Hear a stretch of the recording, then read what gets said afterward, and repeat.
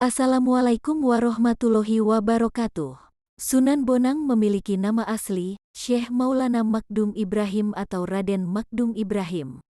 Beliau lahir pada tahun 1465 Masehi, di Rembang. Beliau adalah anak dari Sunan Ampel dan Dewi Chandrawati, yang juga dikenal sebagai Nyai Ageng Manila. Dalam hal pendidikan, Sunan Bonang memperoleh pengetahuan dan ilmu agama langsung dari ayahnya, yaitu Sunan Ampel. Beliau belajar bersama dengan para santri lainnya, yang juga merupakan murid Sunan Ampel, seperti Sunan Giri, Raden Patah, dan Raden Kusen.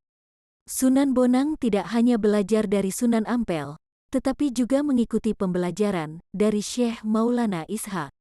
Momen ini terjadi ketika Sunan Bonang dan Raden Paku atau Sunan Giri melakukan perjalanan haji ke Tanah Suci dan mereka singgah di Malaka. Di Malaka, Sunan Bonang berkesempatan untuk belajar ilmu agama dari Syekh Maulana Ishaq. Sunan Bonang terkenal sebagai seorang tokoh yang mengembangkan agama Islam dan memiliki pengetahuan yang mendalam dalam berbagai disiplin ilmu, seperti fikih, usuluddin, tasawuf, seni, sastra, arsitektur, dan ilmu silat. Kemampuannya yang luar biasa dan prestasinya yang mengesankan menjadi sorotan dalam sejarah. Tidak hanya itu, Sunan Bonang juga terkenal di kalangan masyarakat sebagai ahli dalam menemukan sumber air di lokasi-lokasi yang kering dan sulit mendapatkan air. Dalam Babat Doho dari Kediri, tergambar bagaimana Sunan Bonang dengan pengetahuannya yang luar biasa, mampu mengalihkan aliran sungai berantas, sehingga mengakibatkan daerah-daerah yang tadinya enggan menerima dakwah Islam di sepanjang sungai tersebut mengalami kekurangan air, sementara beberapa daerah lainnya mengalami banjir. Dalam perdebatan dengan tokoh Buto Locaya, terlihat dengan jelas bahwa Buto Locaya tidak berhasil menyaingi kekuatan yang dimiliki oleh Sunan Bonang dalam upaya dakwahnya. Hal yang sama juga berlaku untuk tokoh Nyai Pluncing, yang diyakini sebagai seorang pengikut ajaran ilmu hitam calon arang dan dianggap sebagai ahli dalam bidang tersebut. Namun, ia dikalahkan oleh Sunan Bonang. Sunan Bonang memiliki banyak karya sastra, berupa suluk atau tembang tamsil. Salah satunya adalah Suluk Wijil, yang terinspirasi oleh kitab As-Siddiq karya Abu Sangit Al-Khair. Selain itu, beliau juga menciptakan tembang Tombo Ati, yang berarti penyembuh jiwa dalam bahasa Jawa, yang hingga saat ini masih sering dinyanyikan oleh orang-orang. Beliau menciptakan sebuah buku yang mengupas ilmu tasawuf, yang diberi judul Tanbihul Ghafilin. Buku ini memiliki 234 halaman, dan telah menjadi sangat populer di kalangan para santri. Sunan Bonang juga berperan dalam mengubah musik gamelan Jawa, yang pada masa itu dipengaruhi oleh estetika Hindu, dengan memberikan sentuhan baru. Beliau menjadi kreator gamelan Jawa seperti yang dikenal sekarang, dengan penambahan instrumen bonang. Gubahan musiknya pada masa itu menghadirkan nuansa zikir, yang membangkitkan rasa cinta terhadap kehidupan transendental, yaitu alam malakut. Salah satu karya terkenal dari beliau adalah lagu yang bernama Tombo Ati. Dalam pertunjukan pewayangan, Sunan Bonang adalah seorang dalang yang sangat terampil dalam memukau penontonnya. Beliau memiliki minat dalam menciptakan lakon-lakon dan memasukkan pesan-pesan Islam yang khas. Salah satu kisah yang sering digambarkan adalah perseteruan antara Pandowo dan Kurowo.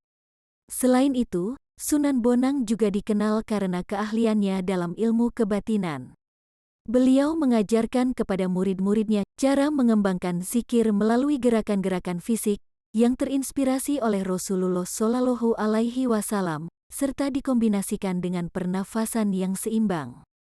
Metode ini disebut sebagai rahasia Alif Lam Mim, yang hanya diketahui oleh Allah Subhanahu wa Ta'ala. Sunan Bonang juga menciptakan gerakan-gerakan fisik atau jurus yang terinspirasi oleh bentuk-bentuk seni huruf hijaiyah. Terdapat total 28 huruf dalam aksara hijaiyah, yang dimulai dari huruf alif dan diakhiri dengan huruf ya. Tujuan dibalik penciptaan gerakan-gerakan fisik ini sangat mendalam dan syarat dengan makna. Secara umum, tujuan beliau adalah untuk mengajak para muridnya agar menghafal huruf-huruf hijaiyah dan kemudian, setelah mencapai tingkat tertentu, mereka diharapkan mampu membaca dan memahami isi Al-Quran. Sunan Bonang mendorong murid-muridnya untuk memusatkan keilmuannya pada praktik sujud atau sholat dan zikir. Hingga saat ini, pengetahuan yang diperkenalkan oleh Sunan Bonang masih tetap dijaga di Indonesia oleh generasi penerusnya dan diorganisir melalui lembaga yang dikenal dengan nama Padepokan Ilmu Sujud Tenaga dalam Silat Tauhid Indonesia. Sunan Bonang mempersunting seorang wanita bernama Dewi Hiroh dan mereka dikaruniai 3 orang anak. Salah satu anak perempuan mereka bernama Dewi Ruhil, sementara 2 anak laki-laki mereka diberi nama Jayeng Katon dan Jayeng Rono. Dewi Hiroh, istri Sunan Bonang, merupakan putri dari Raden Jakandar. Sunan Bonang wafat pada tahun 1525 Masehi, namun terdapat perbedaan pendapat mengenai lokasi pemakamannya. Menurut beberapa sumber, terdapat 2 tempat yang dikaitkan dengan pemakaman beliau, yaitu di Madura dan Tuban. Dalam legenda zaman dulu, setelah Sunan Bonang wafat, ada seorang murid dari Madura yang sangat mengagumi beliau. Ia berniat untuk membawa jenazah Sunan Bonang ke Madura. Namun, kabar ini juga diketahui oleh seorang murid dari Tuban, dan terjadi persaingan antara keduanya dalam upaya memperoleh jenazah.